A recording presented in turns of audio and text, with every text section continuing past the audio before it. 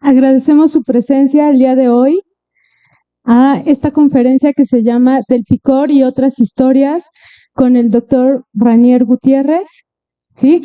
Él nos acompaña del Cinvestav, del Instituto Politécnico Nacional.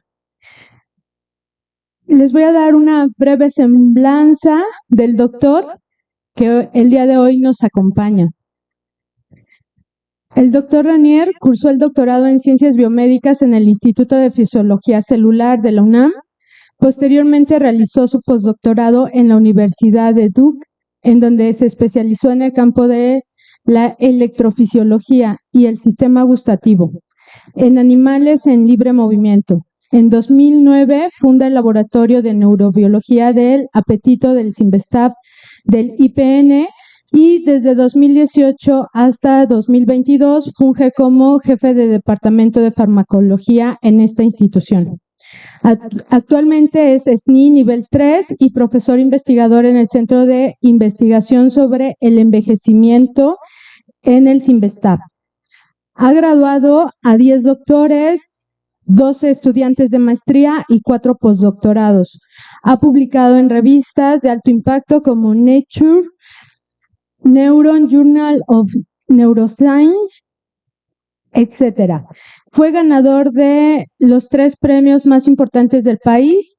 Tiene la presea Miguel Alemán Valdés en el área de la salud y en 2017 ganó el premio de investigación de la Academia Mexicana de Ciencias en el área de Ciencias Naturales y en 2019 ganó la cátedra Marcos Moschinsky. Su línea de investigación es el control neuronal del apetito y le interesa descubrir los circuitos neuronales que regulan el consumo excesivo de alimentos altamente palatables, desde los procesos de percepción del sabor, dulce, hasta el control neuronal del apetito.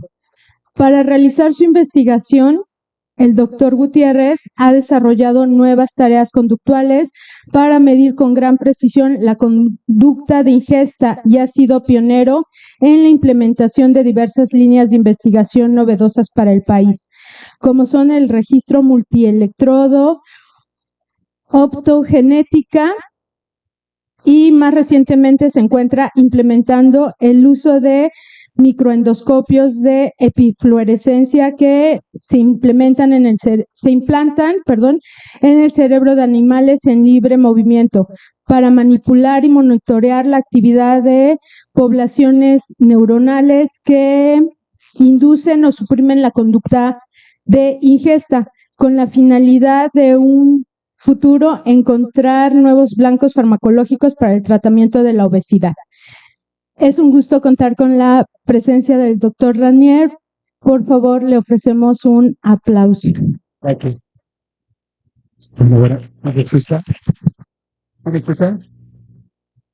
Bueno, me da mucho gusto estar aquí, por 2 motivos.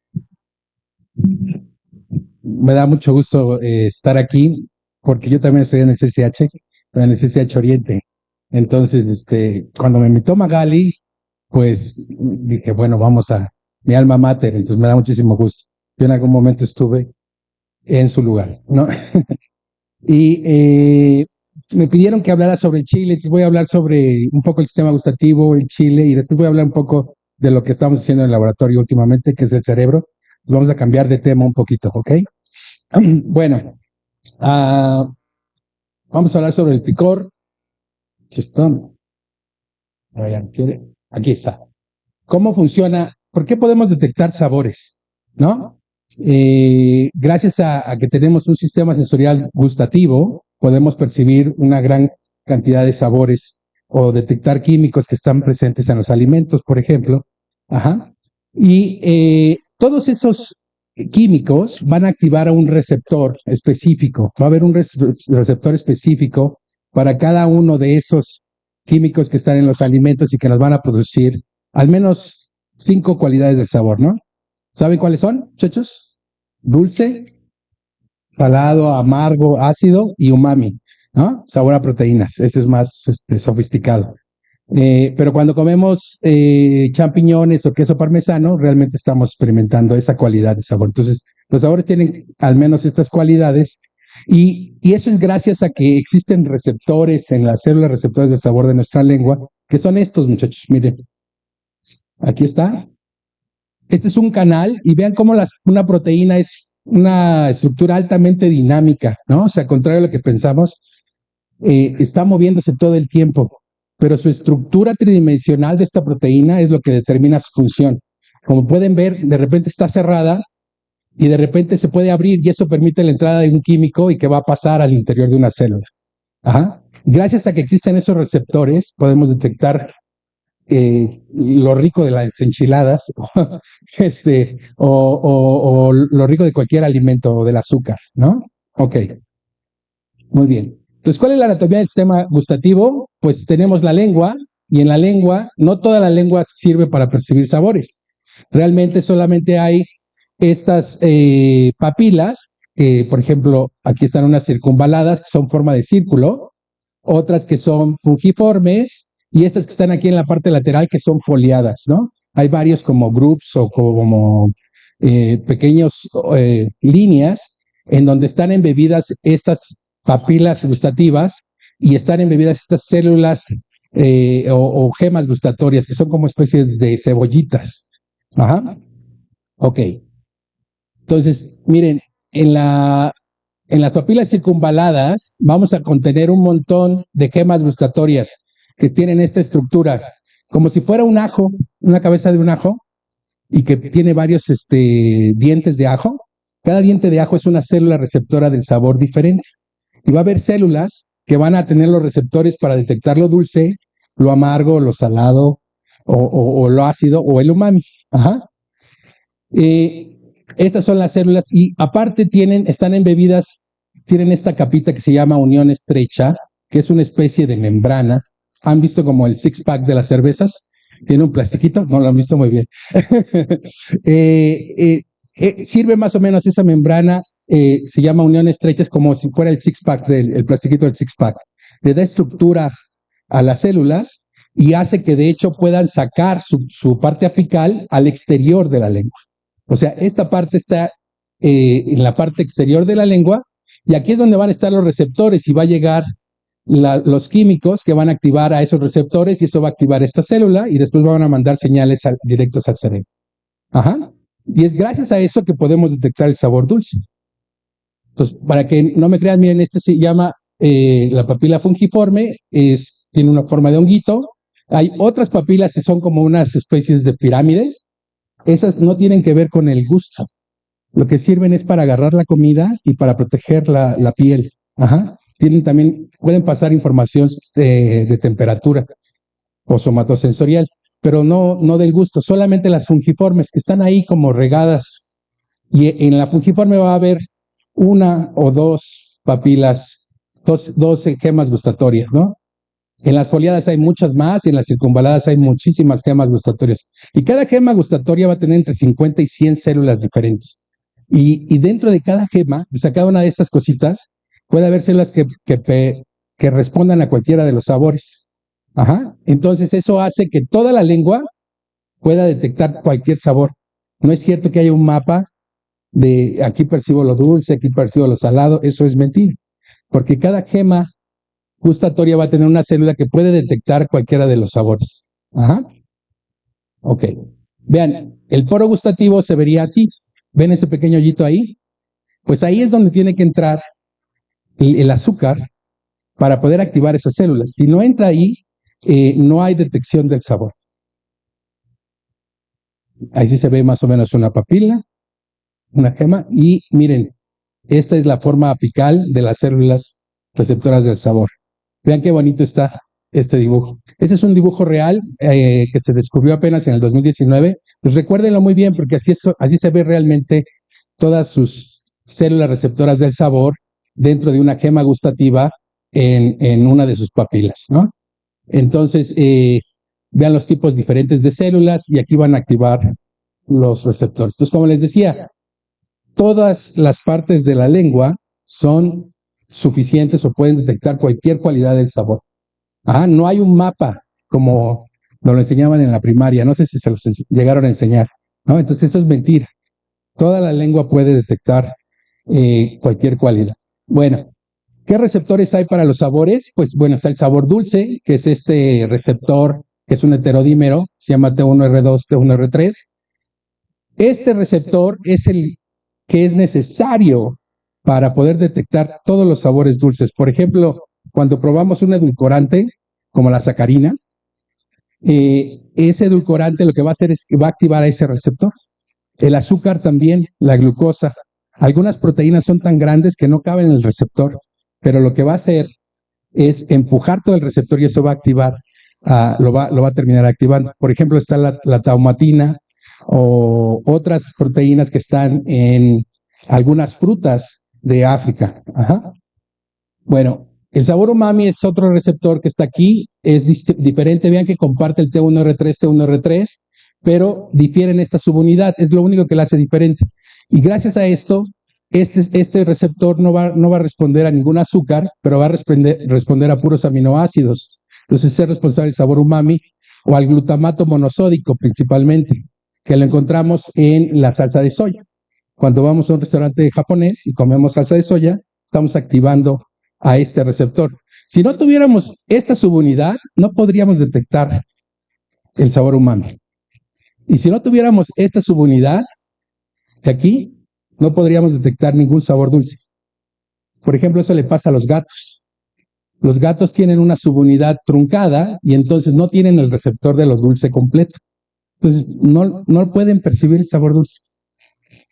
Pero alguien me va a decir, pero a mi gato le gusta la cajeta, ¿no? Yo lo puedo atestiguar, ¿no? Y es porque está usando otras pistas sensoriales, como el color de la cajeta, para detectar que ahí hay glucosa, porque la sigue absorbiendo y sigue obteniendo nutrientes de la glucosa, la sigue metabolizando. Entonces, una cosa es que no detectemos y otra cosa es que no la absorbamos. Ajá, muy bien. Bueno, el sabor amargo tiene otro receptor y eso nos permite detectar a un montón de alcaloides o de potenciales venenos es gracias a estos receptores. Si yo hago un knockout de uno de estos receptores, simple y sencillamente no voy a poder detectar a ese sabor amargo. Sabor salado es este y el ácido es un canal que se llama OTOP1 que deja pasar protones, literalmente hidrógeno al interior de las células. Bueno, esto es el sistema gustativo. ¿Cómo es que detectamos el chile? El chile, para empezar, no es un sabor, muchachos. Es un dolor, ¿no?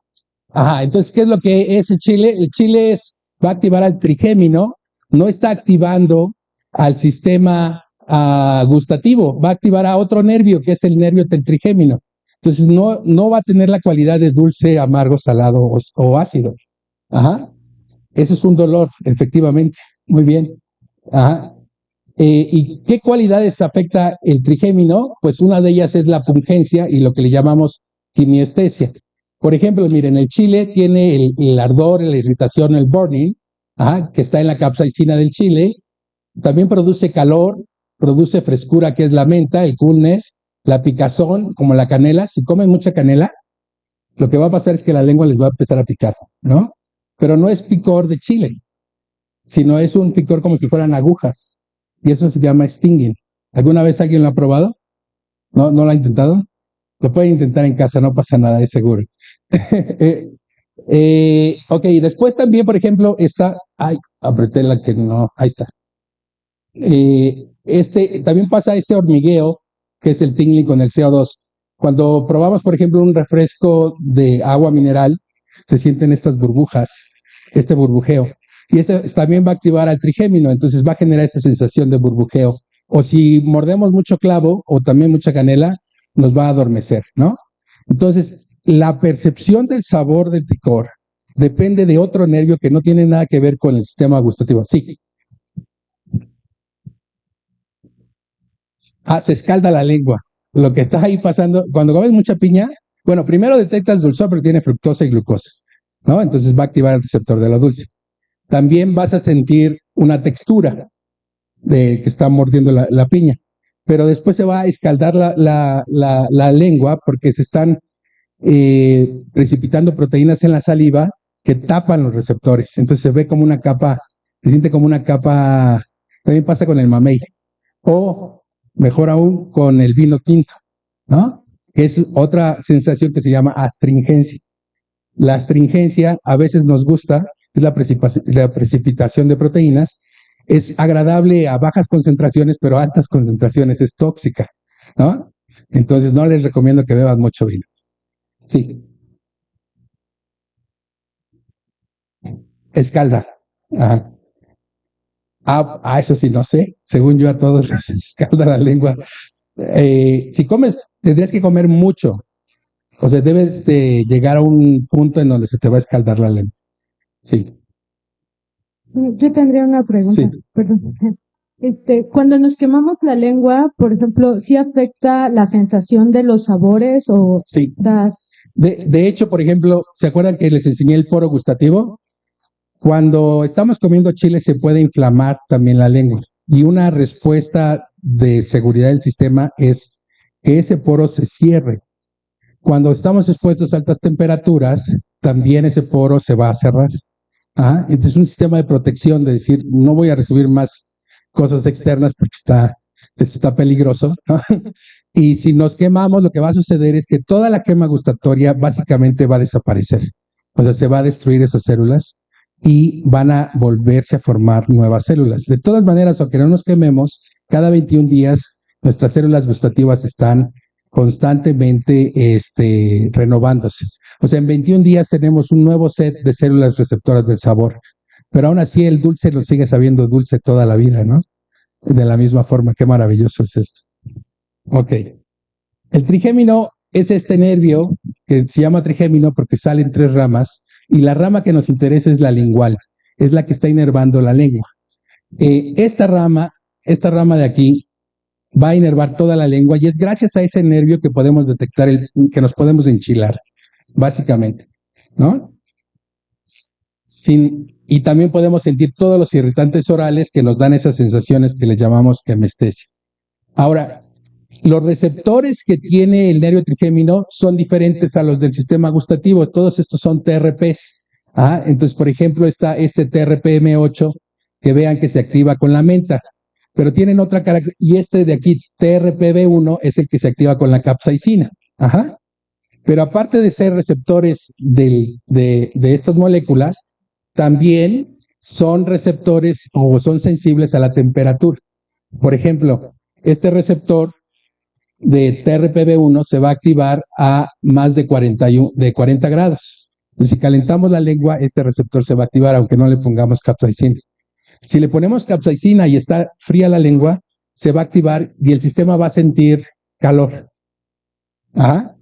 Aunque no haya calor. Entonces, hagamos un experimento. ¿Qué les parece si ponemos un termómetro en la lengua y nos enchilamos a propósito? ¿No? Comemos 16 partes por millón de capsaicina, que es como 4 veces más picoso o más que unos churrumais. ¿Qué va a pasar con la temperatura? Vamos a empezar a sentir calor, vamos a empezar a sentir sudor, ¿no? Y también, pero la temperatura de la lengua no va a cambiar, va a seguir siendo la misma, ¿no? Entonces es una ilusión la percepción, muchachos. Simplemente este receptor cuando se activa nos va a hacer sentir que está haciendo calor, por eso en inglés le llaman hot pepper,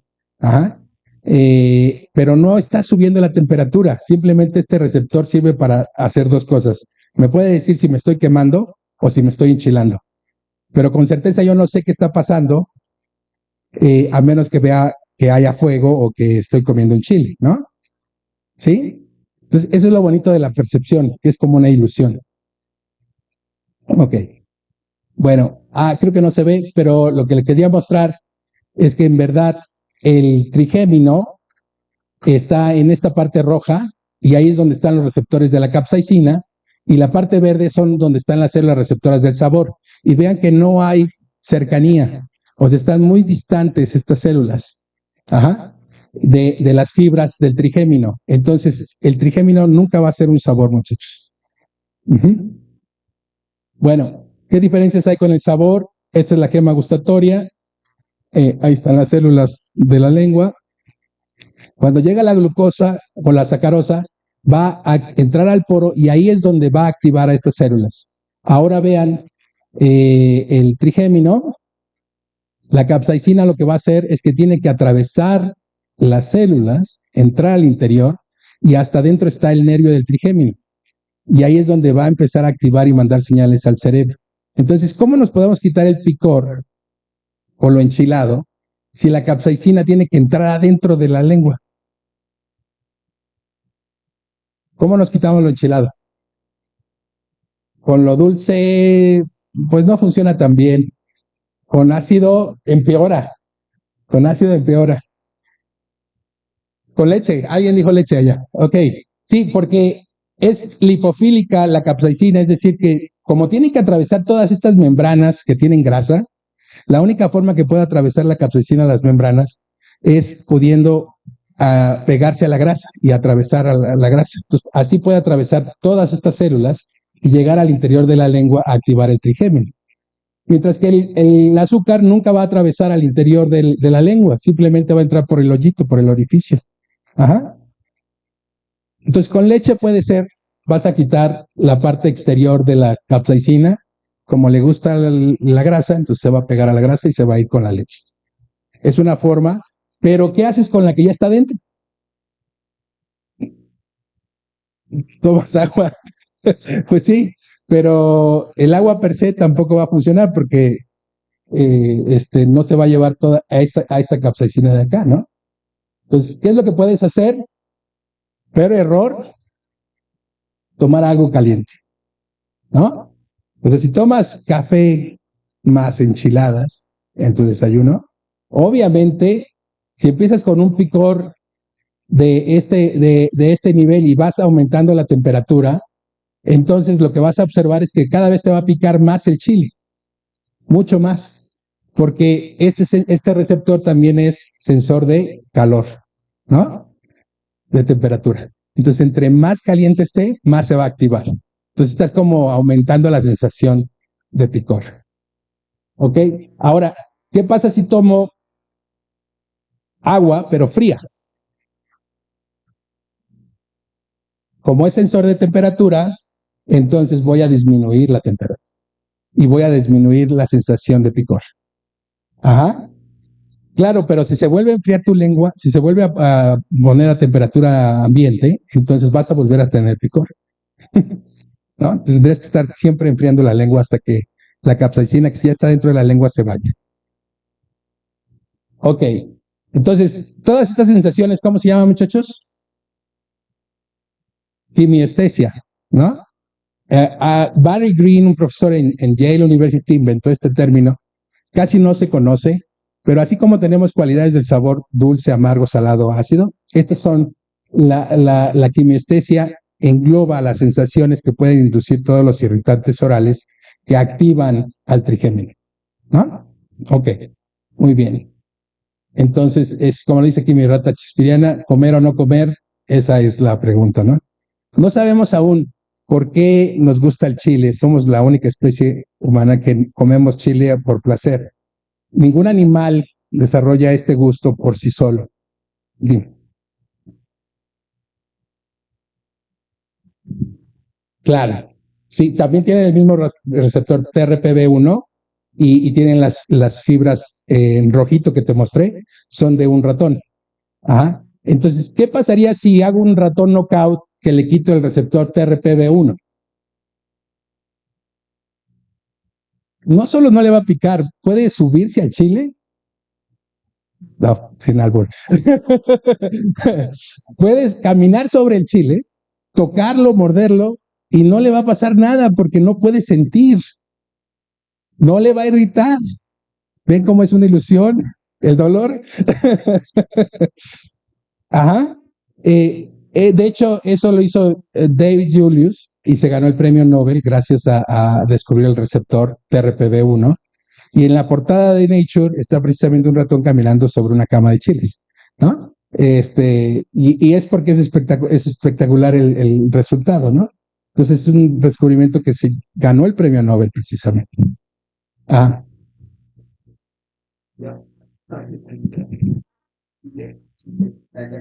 Ah, claro. Sí. Ujú. Recuerda que el trigémino son 3 ramas, ¿no?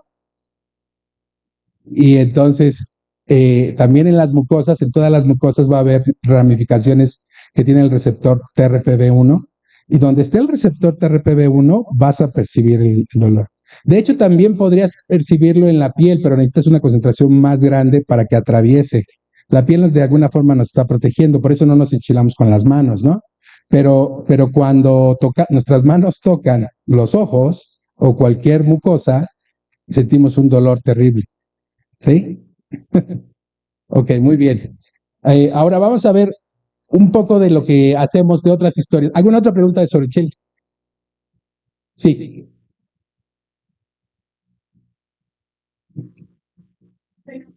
Sí. Por- a mayor concentración termina pasando, porque recuerda que es lipofílico y entonces va a atravesar las membranas de las células. Y cuando los nervios del dolor, o sea, las fibras de dolor, donde tienen TRPV1, están muy adentro, entonces necesitas mucha concentración para cruzar, ¿no? Eh, eh, pero la piel precisamente nos llega a proteger un poco, ¿no? Por eso es más sensible el ojo o las mucosas, porque están expuestas, ¿sí? Sí.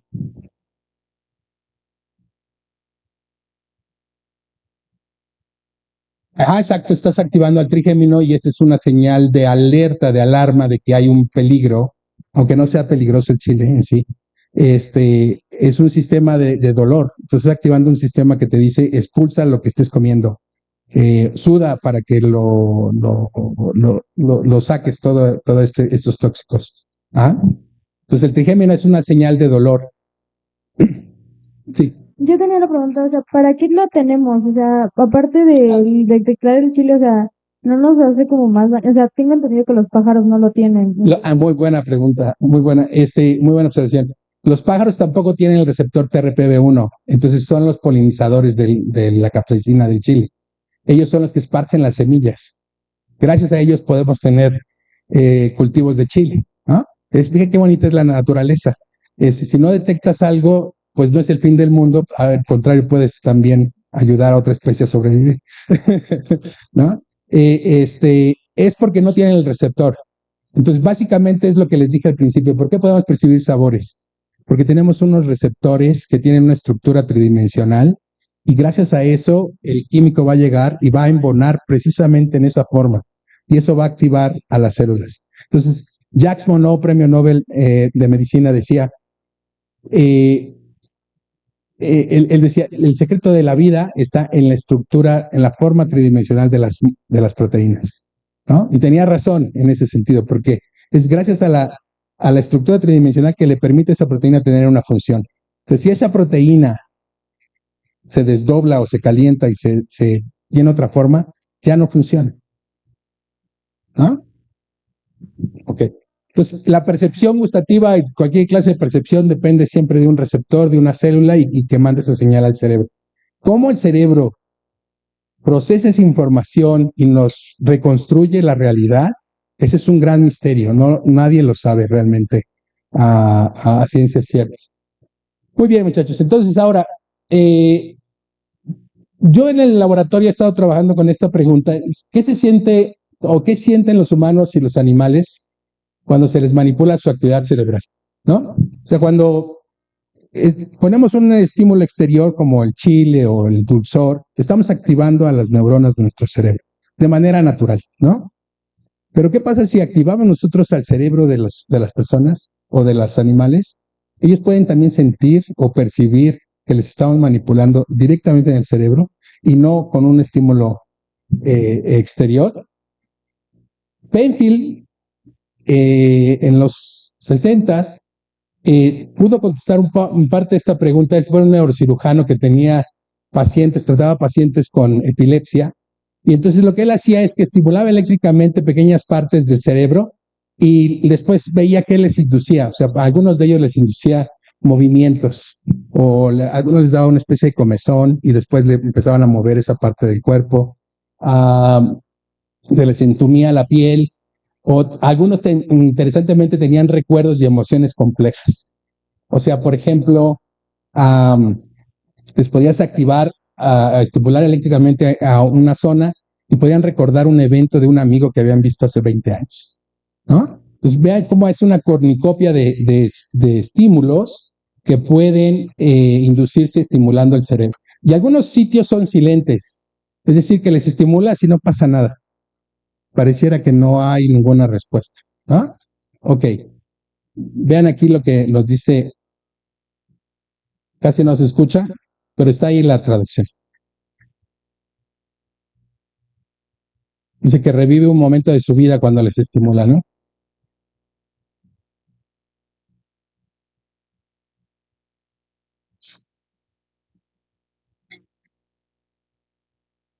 Y que lo sentía como si estuvieran, como si fuera incluso más real, ¿no? Otra persona que estudió qué pasa cuando estimulas el cerebro y qué sienten los animales fue este psicólogo, James Holt. En 1956 era un investigador con muy mala puntería, era muy mal cirujano, entonces metió un electrodo para estimular y se equivocó, ¿no? Se fue a otro lado el electrodo. Pero entonces empezó a notar que esa ratita, si se acercaba más a una esquinita de la caja, en donde podía activarse el electrodo, estimularse por sí misma.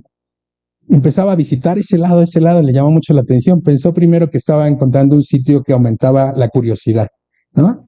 Después dijo, no, espérate, está muy interesante. Vamos a poner una palanca para que cada vez que la apriete, entonces él mismo se estimule. Y sorprendentemente esta rata empezó a autoestimularse, apretar la palanca una y otra vez, sin parar, incluso dejó de comer. ¿Ah? Si dejabas que se apretara la palanca, seguía apretándola una y otra vez. Muy bien, entonces, como no sabían dónde había caído, tuvo que hacer unos rayos X y ahí descubrió, ese es el sitio, y él le llamó a este sitio el centro de placer del cerebro, ¿no? Donde se autoestimula, donde se siente recompensa. Muy bien, después de ese descubrimiento, o sea que cuando estimulamos unas partes del cerebro podemos sentir placer o recompensa. Y también habías dicho antes de por qué tenemos el sistema de dolor, ¿no? Porque el cerebro lo que hace, su único trabajo del cerebro es predecir. Entonces, ¿qué va a predecir? Algo que me va a llevar a placer o a dolor. Entonces es fundamental tener un sistema de placer y dolor, ¿no? y nos movemos para poder, tenemos un cerebro para podernos mover, porque movernos es una cosa peligrosa, ¿no? O sea, puede uno caerse al precipicio o alguien más te puede comer, ¿no? Pero tenemos que buscar comida que nos va a causar placer y tenemos que evitar castigos o cosas que nos pueden hacer daño, ¿no? Como la capsaicina, pero a los humanos nos gusta la capsaicina. Bueno, entonces, este es un centro de placer. Después de James Holt, en una conferencia dijo, que también podía él condicionar la actividad cerebral en ratas, pero no le dio continuidad. O sea, en una conferencia dijo, miren, está muy interesante, encontramos un fenómeno que si le digo yo a la rata que active a sus neuronas, la rata lo puede hacer voluntariamente. Pero como ya descubrí el fenómeno de la autoestimulación, pues entonces ahí se los dejo de tarea, yo me quedo con la autoestimulación y eso es su carrera con los centros de placer. Y olvidó el tema completamente, ¿no? Pero después en los 70 otro investigador, Ed Fetz, encontró este fenómeno que se llama control volicional de la actividad neuronal, pero lo hizo en primates. ¿Qué es lo que hizo Ed Fetz? Fue fue registrar, meter un electrodo a la corteza motora de un primate, este es un ejemplo, entonces le mete un electrodo a la corteza motora y registra la actividad de una neurona que está aquí disparando, cada potencial de acción está aquí, y cuando este primate mueve o extiende su brazo, esta neurona, vean cómo dispara más rápido. Ajá. Entonces, cada vez que hay una extensión, la neurona motora va a disparar. Después le pidió al mono que aumentara la actividad de esa neurona que es motora con solo pensarle, ¿no? Que la aumentara.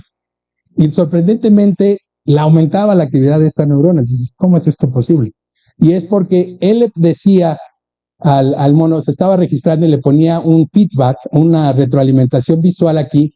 Pues aquí está la actividad de la neurona y si la aumentas hasta esta zona, entonces te voy a dar una recompensa.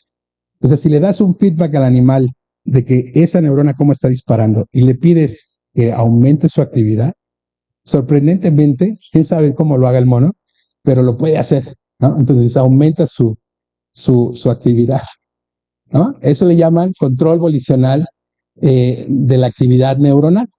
Ajá. Pero siempre y cuando le des recompensa, o sea que si le puedes dar recompensa al animal, esto va a ser suficiente para reforzar esta actividad y que el mono piense en poder activar a estas neuronas. Vean, aquí está el ejemplo, los datos ya reales. Lo que él hace es registrar a dos neuronas. Estas dos neuronas en particular se responden cuando cuando extiende la rodilla, que son motoras. Y están registradas, están muy cerquitas. Es la azul y la roja. Esa es la actividad basal. Vean cómo la roja dispara más de entrada y la azul dispara menos. Y ahora le muestra el señalador, el indicador de la actividad, y vean, le pide que active a esta neurona azul y que la otra, pues que la inhiba o que le dé igual si no la inhibe, pero que no se active. Entonces vean cómo el mono aprende rápidamente a activar a esta neurona azul.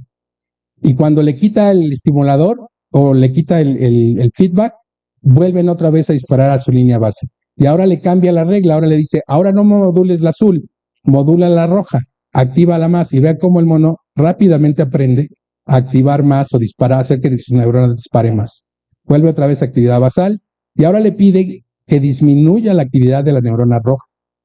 Entonces ven cómo está disminuyendo su actividad literalmente, ¿no? Pero aquí podrían decirme, a ver, pero esta neurona es motora, está moviendo, dispara cada vez que mueve el pie. ¿Cómo es posible que el animal pueda hacer que se active esta neurona o que se silencie y el pie no se mueva? ¿No? Hay algo raro aquí. ¿No se les hace raro este fenómeno? Bueno, entonces pareciera que el cerebro se puede desacoplar de su función motora si le das recompensa. Es decir, el cerebro puede hacer que se activen más tus neuronas o menos si yo te recompensara para hacerlo. Está extraordinario el poder del cerebro, ¿no? Después de esto, FEDS, su trabajo quedó casi olvidado, de biofeedback o de control volicional, pero reencarnó en el campo de las interfaces cerebro-máquina. Fíjense que en la interfase cerebro-máquina, que es lo que ahora hace Elon Musk, es precisamente registrar la actividad del cerebro mientras el mono está haciendo un movimiento, después de eso mapearlo a una red neuronal y después de ahí mover un brazo a un actuador, ¿no? En este caso está moviendo esta manzana. Y vean, en el 2012, Andrew Schwartz lo pudo hacer ya en humanos. Aquí están registrando la actividad de varias regiones de la corteza de esta paciente que está parapléjica, no puede mover ninguna parte de su cuerpo. Entonces, para una persona parapléjica poder controlar, recuperar la capacidad de mover algo por su propia voluntad, recuperar la agencia de ese movimiento, es una sensación extraordinaria. Nosotros lo damos por hecho porque tenemos nosotros el control de mover nuestro brazo. Pero una persona que no lo puede mover y darle la oportunidad que él pueda mover un brazo robótico para alimentarse, es extraordinario, ¿no? Entonces vamos a ver si lo logra.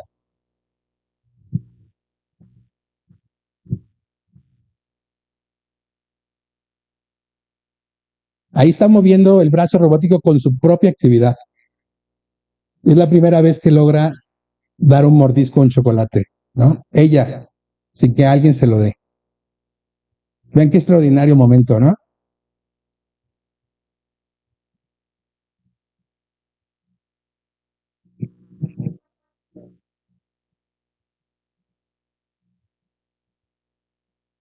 Ahí dice, un pequeño mordisco para una mujer, una gran mordida para las interfaces cerebro-máquina, ¿no? Sí. ¿Una pregunta? Sí.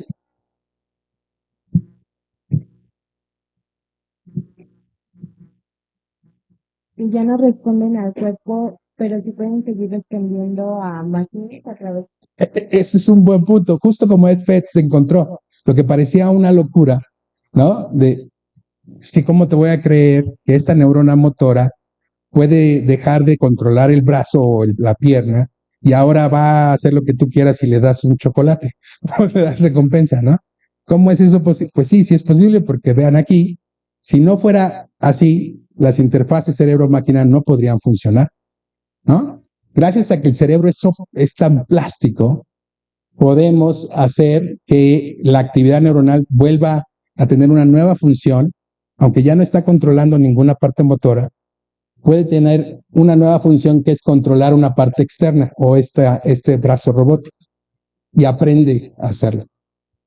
¿Ah? Ese es un punto extraordinario. Ok, bueno, entonces, ¿cuáles son los retos futuros de las interfaces cerebro-máquina? Pues es el desarrollar, por ejemplo, por registros más pequeños, ¿no? Porque como pudieron ver, el registro es demasiado grande. Esto no es funcional para vivir, ¿no? Eso es solo para un laboratorio.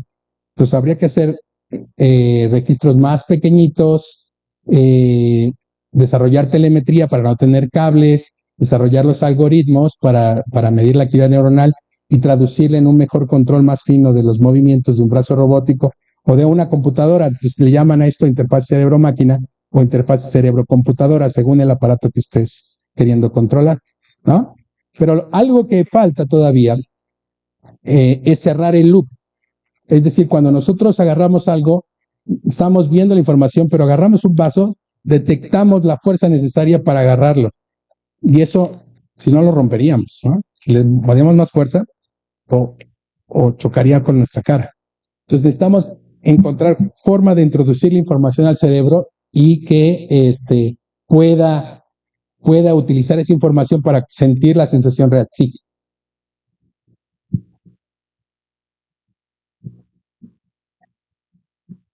Ajá. Las prótesis normales no les interesa mandar la información al cerebro, simplemente es un palo.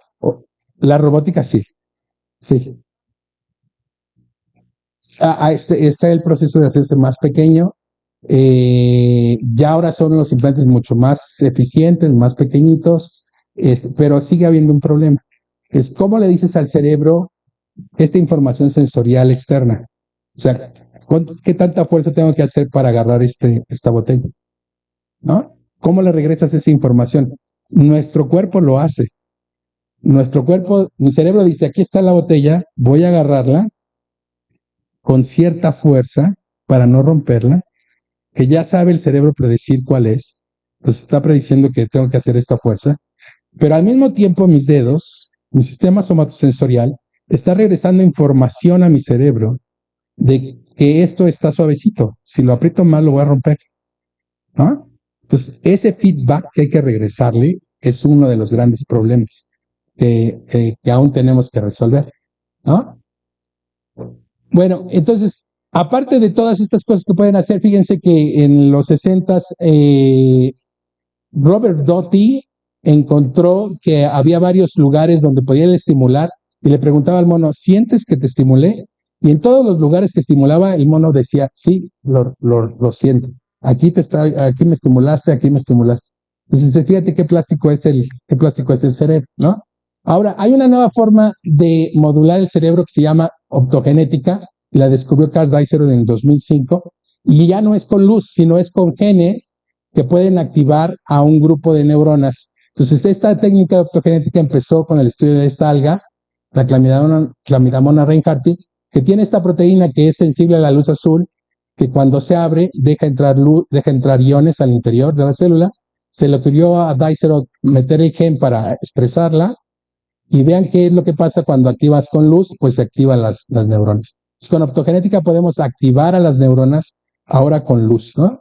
Entonces vean, aquí les voy a poner un ejemplo de cómo se ve la activación de la corteza motora de un ratón con optogenética. Entonces, cuando yo diga on, se va a prender un cuadradito aquí, casi no se escucha, ahí dice on, y vean cómo el ratoncito va a empezar a caminar, se apaga, deja de caminar, se prende, deja de caminar,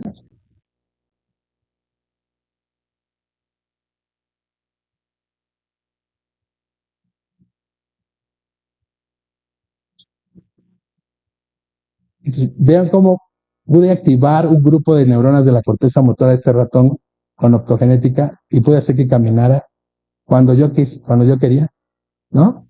Entonces es una cosa bien, bien bonita porque podemos activar a un grupo de neuronas y hacer que el animal tenga una conducta, ¿no? Bueno, pues lo que les quería mostrar está aquí, que fuimos a explorar esta idea, si los animales podían percibir cuando les estamos activando a sus neuronas. Entonces lo que hicimos fue una tarea de alternancia en donde los animales tenían dos botellas, tenían que beber de este lado sacarosa, pues tenían que ir a la izquierda, a la derecha para beber sacarosa, izquierda, derecha. Y a la mitad del camino en unos ensayos le decíamos al animal, le activábamos a un grupo de neuronas de cualquier parte del cerebro, de varias partes, y lo que le pedíamos al animal es si podía detectarle, entonces que cambiara de dirección, porque si seguía le vamos a dar un castigo, un NERPOF, o si cambiaba de dirección, entonces vamos a dar sacarosa, ¿no? Entonces, lo que encontramos es esto. Vean cómo el animal puede decirnos que le estamos perturbando su actividad neuronal. Vean, ahí le damos la pista y la activación con luz y tiene que regresar y precisamente regresa. Ahí no hay pista, entonces tiene que continuar. Vean aquí, va a ver la pista, la perturbación, entonces la detecta y regresa, cambia de dirección. Y si no hay perturbación, vean cómo continúa. Esto quiere decir que los animales son capaces de percibir cuando les estamos perturbando sus neuronas, ¿no? Eso está extraordinario. A mí me sorprende siempre ver este video, porque lo hace muy eficientemente este ratón. Sí.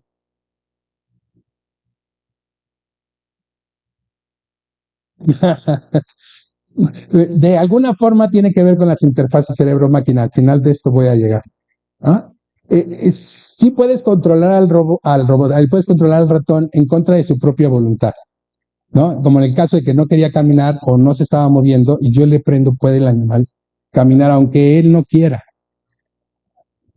No, no es una droga, es ciencia. No necesitas, eso está interesante. Estos animales pueden detectar que les estamos perturbando la actividad de las neuronas sin necesidad de que sea recompensante o aversiva la señal. ¿Ah? Es decir, parece que tiene el sistema la capacidad de detectar que alguien le está perturbando. Hubo un trabajo hace tiempo que se llama Robot Rat, en donde controlaban a una rata estimulando la corteza de los bigotes derecha e izquierda, entonces le decías, da vuelta a la derecha, le estimulabas y se iba a la derecha.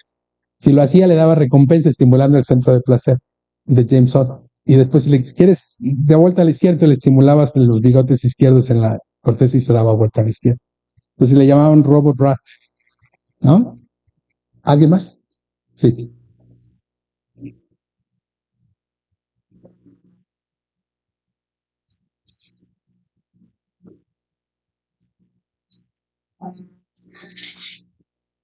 Si tú le das una recompensa, puedes modificar su conducta.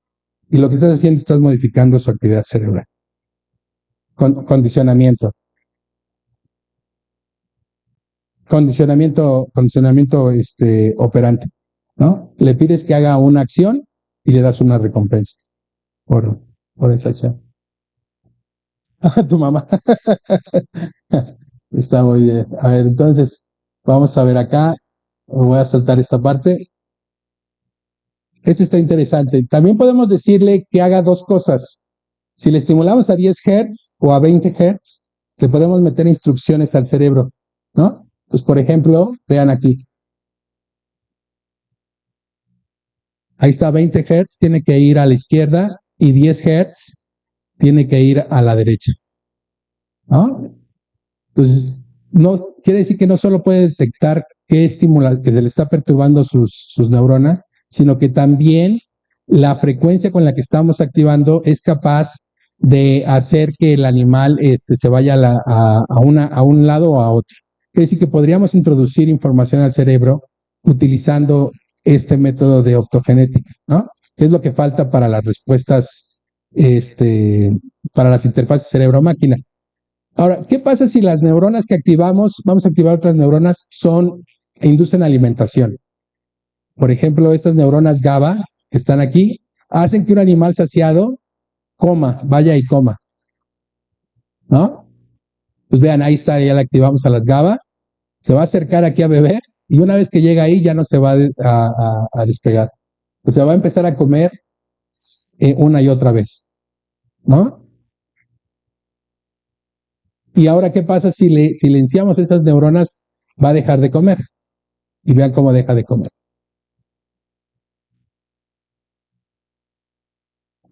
Y interesantemente, no importa qué sienta el animal, puede decirnos que está percibiendo que le estamos modulando a las neuronas, ¿no? La última pregunta que nos hicimos fue, ¿qué es lo que está sintiendo el animal? ¿Es algo genérico cuando le estimulamos cualquier parte del cerebro o es algo específico? Entonces, ¿qué hicimos? Estimulamos una región del cerebro que se llama cerebelo o el núcleo accumbens. Primero entrenamos con el núcleo accumbens, ya una vez que aprende a detectarlo, el experimento interesante es aquí. Vamos a cambiar de zona del cerebro estimular por primera vez. Este animal nunca ha experimentado esa nueva zona. Entonces, si el animal sigue ejecutando la tarea, quiere decir que está sintiendo lo mismo en cualquier parte del cerebro que estamos estimulando. Si cae el performance, quiere decir que está sintiendo algo específico en cada zona del cerebro. Y lo que observamos es que efectivamente no siente lo mismo, que cada zona que estimulamos vamos a inducir una sensación diferente, pero puede utilizar esa sensación si le doy recompensa, como FX, para utilizarla y ganar recompensas. Entonces el cerebro es como un piano, ¿no? Está tocando música, un patrón espaciotemporal muy bonito, pero de repente llega la optogenética y activamos a un grupo de neuronas simultáneamente, así como un ruido de ¡pah! Y eso es lo que el animal es más saliente ese estímulo y lo puede utilizar para obtener recompensas y evitar castigos, ¿no? A este fenómeno lo llamamos optocepción, que es una señal perceptible generada internamente al perturbar el cerebro, tal como ocurre con la interocepción, pero esta señal viene de perturbar directamente el cerebro, ¿no? Entonces, esto es muy interesante porque abre nuevas vías para introducir información al cerebro, como las interfaces cerebro-máquina. Este trabajo lo publicamos en esta revista iNeuro que se llama Optocepción, percepción de las perturbaciones optogenéticas.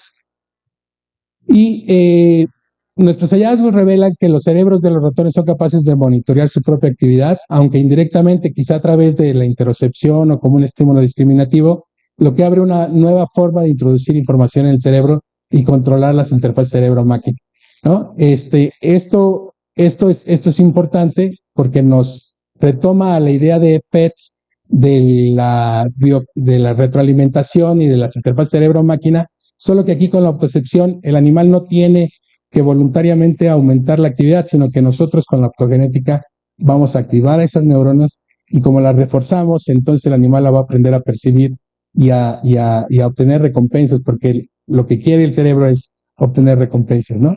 Aunque sea a través de la activación de su propio cerebro. Muy bien, entonces con eso terminamos. El día lunes 25 de septiembre vamos a estar en el Colegio Nacional.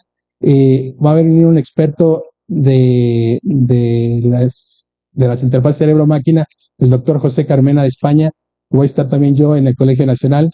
Por quien quiera asistir, es abierto. Les recomiendo que se den una vuelta al Colegio Nacional. Es un recinto en donde la información o el conocimiento se transmite a toda la gente de manera gratuita y es una fuente de información muy interesante para toda su vida. Entonces, entre más temprano lo conozcan, mejor. Muchas gracias.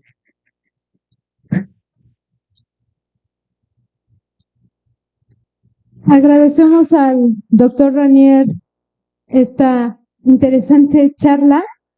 No sé si alguno tuviera alguna pregunta.